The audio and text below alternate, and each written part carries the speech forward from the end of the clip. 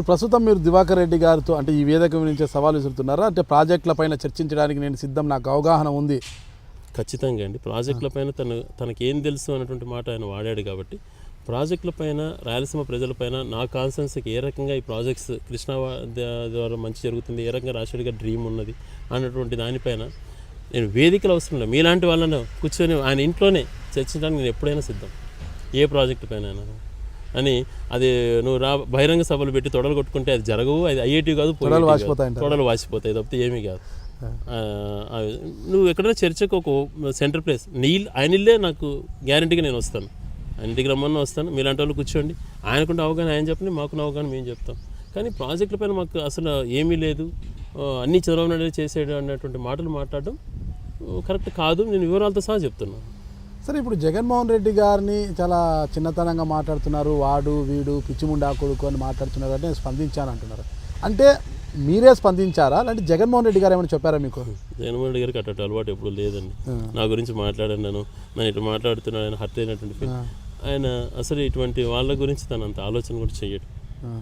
మేమే ఆయన మాట్లాడుతున్నటువంటి బహిరంగ సభలో అంతమంది వేదిక పైన మాట్లాడడం చూసి మాకే ఓపిక నశించి మేమే ప్రెస్ మీట్ పెట్టాం. కానీ ఏ రోజు కూడా జగన్మోహన్ రెడ్డి గారు పలానా విషయాలు మాట్లాడండి, ఆయన డైరెక్షన్స్ అయినా మాట్లాడండి అన్నట్టు చెప్పిన అలవాటు ఏ రోజు జగన్మోహన్ రెడ్డి గారికి లేదండి.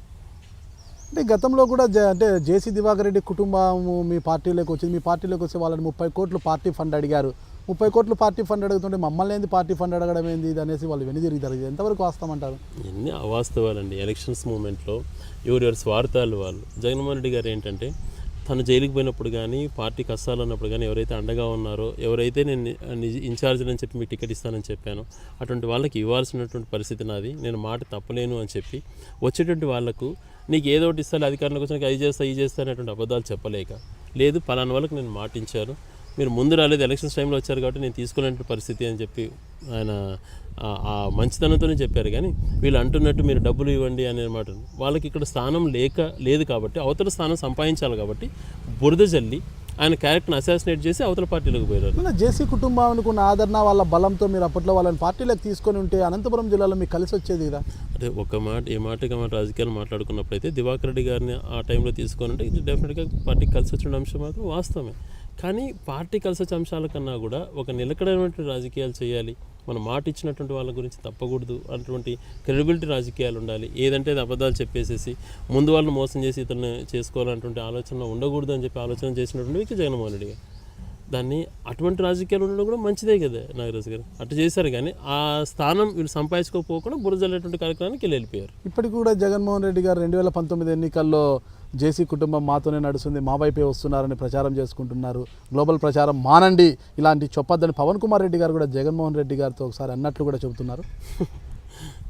అటువంటి చెప్పాల్సినటువంటి కర్మ మాకేం పట్టింది? ఆయన మీరే చూస్తుంటారు దివాకర్ రెడ్డి గారిని ఒక 3 నెలల క్రితం అనుకుంటాను ఒక బహిరంగ సభలో చంద్రబాబు నాయుడు గారు మహాత్మా గాంధీతో పోలవచ్చు అని చెప్పాడు. మహాత్మా అంత కష్టపడతాడు అని చెప్పాడు.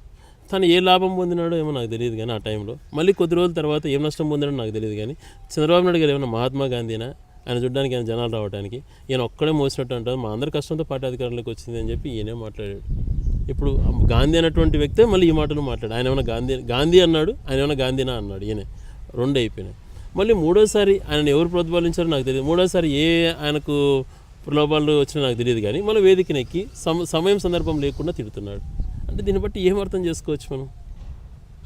ఇటువంటి అంత వయసుకు తగ్గటువంటి వ్యక్తిని అలా చేసిండకూడదు అనేటువంటిది నా వ్యక్తిగత అభిప్రాయం. Hi, this is Rayachoti MLA Gadikota Srikanth Reddy. Please watch my exclusive interview with Nagaraju garu on I dream media. Thank you.